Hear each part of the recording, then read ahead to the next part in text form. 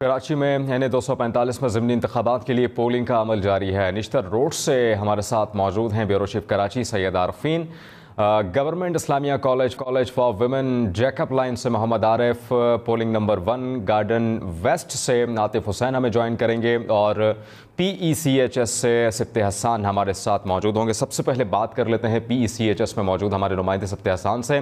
हसन, वहाँ की क्या सूरत हाल है? क्या लोग निकल रहे हैं वोट के लिए अभी इस वक्त? बिल्कुल, अब कुछ जान आई है PECHS के इन पोलिंग स्टेशंस में। ये जूनियर मॉडल स्कूल जहां पर 8 पोलिंग स्टेशंस मजमूई तौर पर बनाए गए और तकरीबन 8000 के करीब यहां पर वोटर्स हैं। हम यहां पर देख रहे हैं कि बुज़ुर्ग हजरात जो हैं उनकी एक बड़ी तादाद यहां पर पहुंचना शुरू हुई है। लोग जो है अब यहां पर आना शुरू हुए हैं। ख़वातीन की एक बड़ी तादाद वो यहां पर पहुँच रही है। अब तक 100 से ज़ायद जो वोट हैं वो इस पोलिंग स्टेशन के अंदर कास्ट किए जा चुके हैं, क्योंकि 8 पोलिंग स्टेशन हैं तो जिसको जो पोलिंग बूथ्स अलॉट किए गए वो वहाँ पर अपना वोट कास्ट करता हुआ दिखाई दे रहा है। लोग खुश भी नज़र आ रहे हैं, मुतमईन भी नज़र आ रहे हैं। जिन लोगों से हमारी गुफ्तगू हुई उनका ये कहना है कि ज़िमनी इंतखाबात में इसी तरह का टर्न आउट होता है, लेकिन वो पुरजोश है कि जो नताइज आएंगे उसके लिए वो इंतज़ार भी करेंगे 5 बजे के बाद का। और जो यहाँ पर गहमा गहमी है वो अब बढ़ती हुई दिखाई दे रही है। सुबह हमने देखा कि इस तरह का जो रश था वो नहीं था, लेकिन अब आहिस्ता आहिस्ता जो पोलिंग एजेंट्स हैं वो भी यहाँ पर पहुँचना शुरू हुए हैं। ख़ास तौर पर यहाँ पर PTI और MQM पाकिस्तान के जो पोलिंग एजेंट्स हैं वो अपने अपने जो कमरे हैं, जो पोलिंग बूथ्स हैं उसके अंदर मौजूद है। दीगर पार्टियों की हमने यहाँ पर गहमा गहमी ज़्यादा नहीं देखी, तो बज़ाहिर ये लगता है कि यहाँ पर जो कड़ा मुकाबला है ख़ास तौर पर इन पोलिंग स्टेशंस में वो 2 पार्टियों के दरमियान होता हुआ दिखाई देगा, जिसमें एक PTI और दूसरा MQM पाकिस्तान जो है वो उसका भरपूर मुकाबला यहाँ पर होगा। उसके अलावा अगर बात करें सिक्योरिटी की, तो क्योंकि ये इंतहाई हसास पोलिंग स्टेशंस हैं में से शुमार हो रहा है, तो यहाँ पर जो CCTV कैमरे हैं वो तमाम तर जितने भी कमरे हैं उसमें लगाए गए हैं ताकि इसकी कड़ी निगरानी की जा सके। रिटर्निंग ऑफिसर जो है डिस्ट्रिक्ट के वो यहाँ पर अभी कुछ देर कबल पहुँचे थे, उनकी जानिब से भरपूर तरीके से जो इक़दामात हैं उनका जायज़ा लिया गया था। उसके बाद जो असिस्टेंट कमिश्नर हैं खास अस्मा बतूल वो क्योंकि वो असिस्टेंट रिटर्निंग ऑफिसर भी हैं, उनकी जानिब से भी इक़दामात का जायज़ा लिया गया था और उस पर इत्मीनान का इजहार किया गया था। लेकिन उनका ये भी कहना था कि अभी शुरुआत है और वो दीगर जो पोलिंग स्टेशन है उसका भी दौरा करेंगे और उसके बाद जहाँ पर भी कोई कमी बेशी होगी उसको हल करने की कोशिश की जाएगी। तो बज़ाहिर ये लग रहा है कि लोग जो है अब जैसे जैसे जागना शुरू हो रहे हैं तो वो पोलिंग स्टेशन का रुख कर रहे हैं। ठीक है, बज़ाहिर जैसे जैसे लोग जागना शुरू हो रहे हैं पोलिंग स्टेशंस का रुख कर रहे हैं। सैयद आरफीन जो कि ब्यूरो चीफ कराची हैं उनसे सूरत-ए-हाल जान लेते हैं। आरफीन, आप किस मकाम पर हैं कराची के और वहाँ की क्या सूरत हाल है? जिस तरह सिफ्ते हसन ने बताया कि आज छुट्टी का दिन है, लोग घरों में ये दिन गुजारने को तरजीह देते हैं, तो अभी उम्मीदवार बाहर लोगों को निकालने में कामयाब हुए हैं जिस मकाम पर आप मौजूद हैं?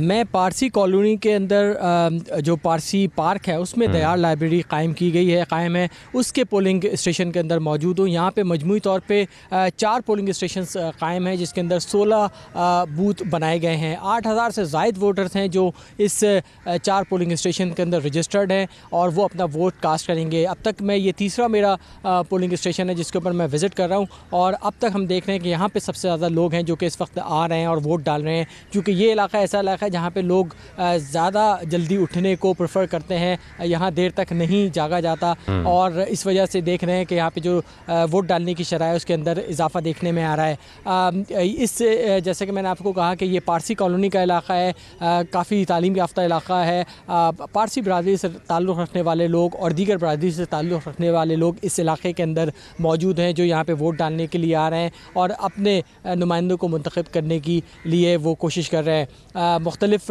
जो गवर्नमेंट सर्वेंट्स हैं वो यहाँ पे आ रहे हैं। अब से कुछ देर कबल यहाँ पे असिस्टेंट कमिश्नर और DC ने यहाँ पे दौरा किया है और इंतज़ामात का जायज़ा लिया है।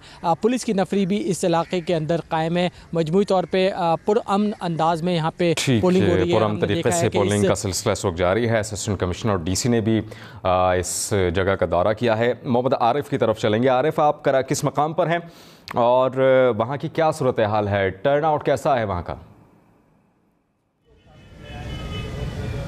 साद हम पोलिंग का आगाज़ होने से कबल इस स्कूल में जो है वो पहुँचे थे। जब पोलिंग का आगाज़ हुआ तो तमाम यहाँ पर पोलिंग स्टेशन के अंदर जो है वो पोलिंग एजेंट और रिटर्निंग ऑफिसर्स वगैरह तमाम यहाँ पर पहुँच गए थे, लेकिन पोलिंग का अमल जो है वो यहाँ पर काफ़ी सुस्त रवि का शिकार नज़र आ रही है। अब तक जो है वो इस 6 पोलिंग स्टेशन जो गवर्नमेंट इस्लामिया गर्ल्स कॉलेज के अंदर बनाया गया, इसमें 24 वोट जो है वो सुबह 10 बजे तक जो है वो कास्ट किए गए थे।